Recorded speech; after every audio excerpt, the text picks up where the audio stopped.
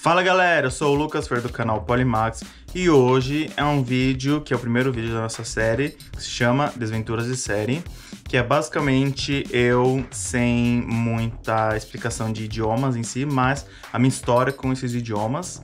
E eu gostaria de compartilhar eles aqui porque pode ajudar alguém, né? Eu acho que é interessante. Então, se você gostar desse conteúdo, já deixa o seu like, já comenta aqui embaixo, tá? Já pode compartilhar também, que além desse conteúdo sobre conversa, sobre idiomas, viagens, estudos no exterior, eu tenho outras séries, né, de ensinar os idiomas em si, e eu vou estar aí nessa produção de conteúdo para vocês, belezinha? Então, nesse vídeo aqui em específico, eu vou responder 5 perguntinhas, que geralmente as pessoas me fazem, né, na minha vida aí, e vou responder, assim, sinceramente.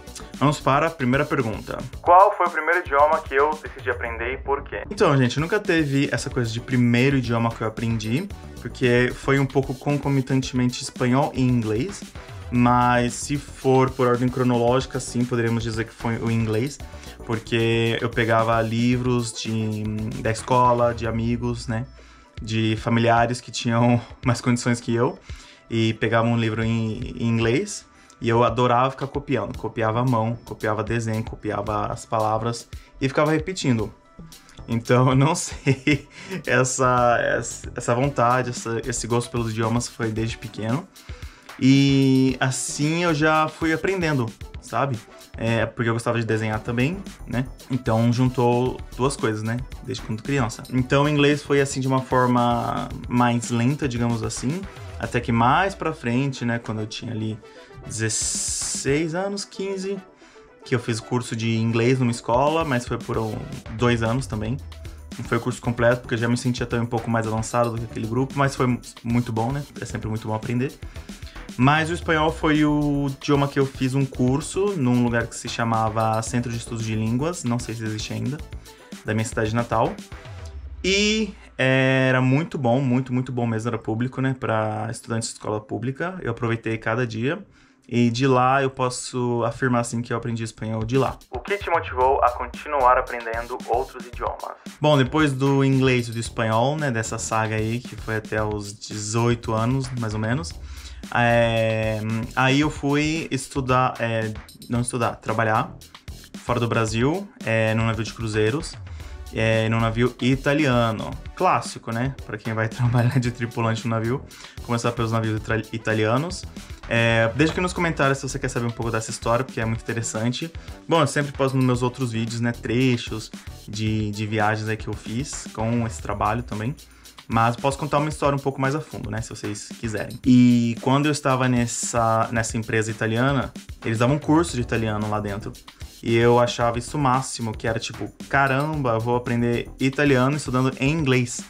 O que também já era um idioma que eu tava ali aflorando, né, mais, tal, porque foi minha primeira vez fora do Brasil, internacionalmente. Então, pra mim foi assim um must, né? Foi o máximo eu estudar ou italiano, aprender italiano em inglês, né? Então, isso sempre me motivou a aprender coisas novas, a me fazer evoluir e aprender sempre, né? Que eu acho que são duas coisas muito importantes na vida. Sempre treinar o cérebro e treinar o corpo, né? Pra gente sempre se exercitar. No navio também, na recepção, mais especificamente na época, o uniforme da galera da recepção era um uniforme formal, né? Que eles tinham as bandeirinhas assim do lado dos idiomas que eles falavam, né? Do país, né? Fazer referência mais ao país. Então, tipo, eles tinham bandeirinha da França, da Espanha, Inglaterra, essas coisas, né? E tinha gente que, tipo assim, tinha 7 bandeirinhas, não sei. E achava aquilo, assim, fazer meu olho brilhar. Falava, putz, um dia eu quero ter essas bandeirinhas na minha roupa, né? No meu uniforme. Tive essas bandeirinhas? Nunca tive, né? Mas não tem problema também, porque no futuro, né, depois disso, eu trabalhei numa posição que eu usava todos os idiomas, que naquele ponto eu já falava, né, diariamente. Então, a bandeirinha foi só uma alusão, né? Mas que se concretizou depois sem a bandeirinha, não tem problema. Qual foi o idioma mais divertido de aprender? Bom, eu não acho que tenha tido um idioma mais divertido de aprender, possivelmente, porque cada um teve sua experiência, né? Porque eu também posso falar um pouco, deixei nos comentários se vocês querem, sobre as minhas experiências nos países, estudando, que eu fui estudar lá, fui morar lá, fui fazer intercâmbio. É muito legal, né? Recomendo sempre. Então, todos os idiomas foram divertidos de certa forma, mas se a gente colocar, assim, de uma forma, o que foi um pouco mais desafiador, e que pra mim é diversão um pouco, tá? Coisas que são um pouco mais desafiadoras, que me impulsionam, também são divertidas, né?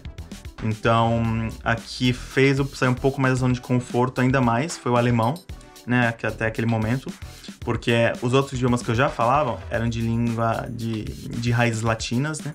Então era francês, italiano, blá blá blá. O inglês, tá, tudo bem, era estrutura germânica ali, mas o alemão ainda assim era o mais diferente. Então foi o mais desafiador e, por consequência, talvez o mais divertido. Qual foi o mais difícil? Eu acho que cada idioma teve seu desafio, né? Mas eu penso que o alemão, né, como eu acabei de responder, foi o mais desafiador até aquele momento, porque o alemão, galera, é um quebra-cabeça. Tá? É o prefixo, é o sufixo que vai no final, que vai no início, é o verbo que tem que ir lá no início, depende da preposição. É um pouco assim, tá? Mas o que te dá uma visão de mundo muito legal, você entende como outras pessoas pensam, então idiomas também é visão de mundo, né? Maravilhoso. Mas depois do alemão, eu acredito que foi o russo, porque o russo, além do alemão de ter totalmente estruturas diferentes, né, da minha base, né, da minha língua materna. O russo me ensinou de novo a como reinterpretar códigos, né, das letras, sons, né, alguns sons, apesar de ter sons parecidos com a língua latina, então não é assim dificílimo, né, no som, mas o alfabeto sim, né, e as próprias palavras, né, que são muito diferentes, mas essas duas foram as mais desafiadoras. Definitivamente. Mas o francês também, apesar de ser uma língua aí de origem latina e tal, tem um problema de fonética, porque o francês é muita fonética, é muito som bizarro pra gente, né? E até não só pra gente, mas pra muitas pessoas nativas de outros idiomas, que só o francês ele é muito específico, então eu sentia dores de cabeça física quando eu comecei a aprender francês, né? Eu fiquei assim 1 mês, 2 meses com dor de cabeça real, literal, por causa do francês. Teve algum momento em que quase desistiu? Bom, com o idioma em si, galera, eu acho que eu nunca pensei em desistir, mas já aconteceu sim, eu confesso, dessa primeira experiência internacional, né? Fora do Brasil, de eu quase desistir dessa empresa italiana.